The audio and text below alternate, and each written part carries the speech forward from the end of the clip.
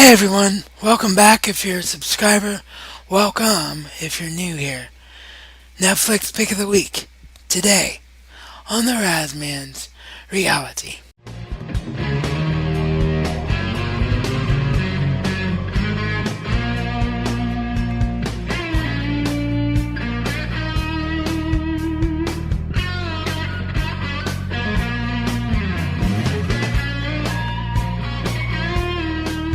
Yes, I know I'm a day late this week, but yesterday was an absolute mess. We're trying to get the Razman's reality radio show recorded, which, by the way, the archive of this week's show, as always, of course, is up at mixcloud.com/Razman's reality. But yeah, it was a mess trying to get it recorded because MP3 Skype recorder, which I normally use to record, has just become absolute crap. So I was using new recording software, and we had to record twice because my guest, Blind Jimmy Jefferson's microphone wasn't high enough the first time. So by the time we got it all edited, I was actually 15 minutes late going on the air because audition crashed. So yeah, it was all just a big mess. So I'll let you know at the end of the episode what's going to go on with the rest of this week's schedule because of being thrown off. But this week we're going to be talking about Star Trek Deep Space Nine. This is my second favorite Star Trek series of all time, and I don't understand at all why it's widely considered one of the quote unquote lesser liked Star Trek series. Because to me it's the most unique concept in the Star Trek universe, and maybe that's why people don't like it because it's different. But for those that don't know, Star Trek Deep Space Nine centers around Commander, and then later Captain Sisko, and the Federation's takeover of a former Cardassian, now Bajoran, space station that is near a wormhole to the Alpha Quadrant, which is a whole another quadrant of space that the Federation has never explored. And that's what makes this series so good and so unique, in my opinion, is that it allows the viewer to have more of a human-based storyline investment, a human-based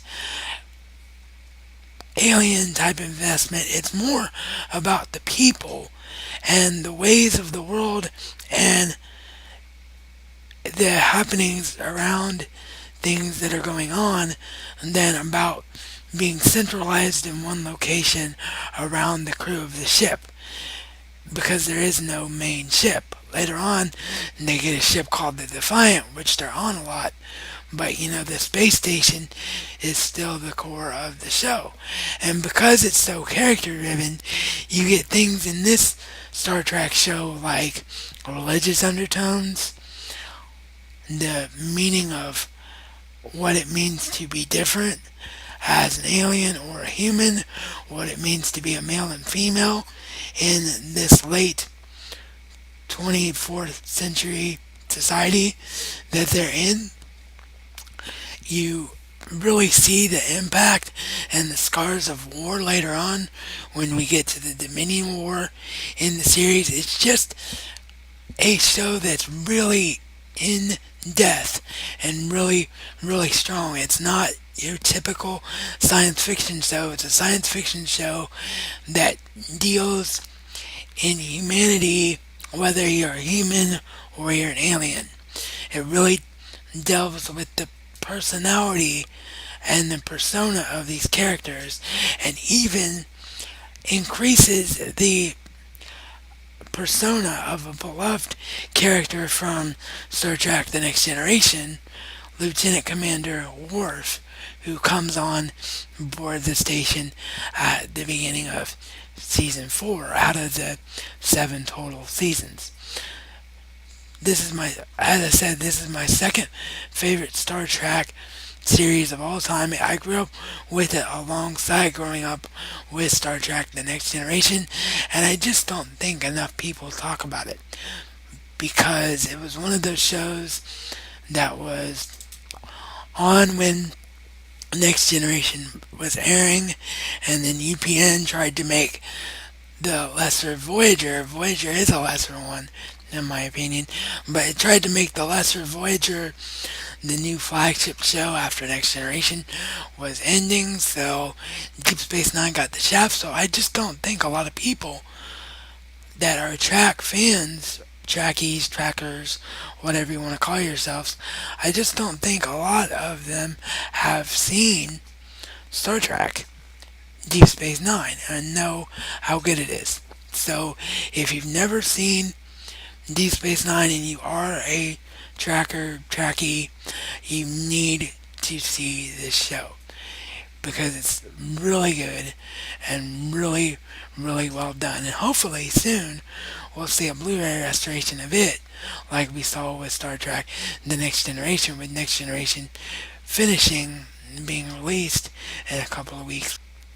So now, really quickly, how the schedule's going to change now this week is Sunday.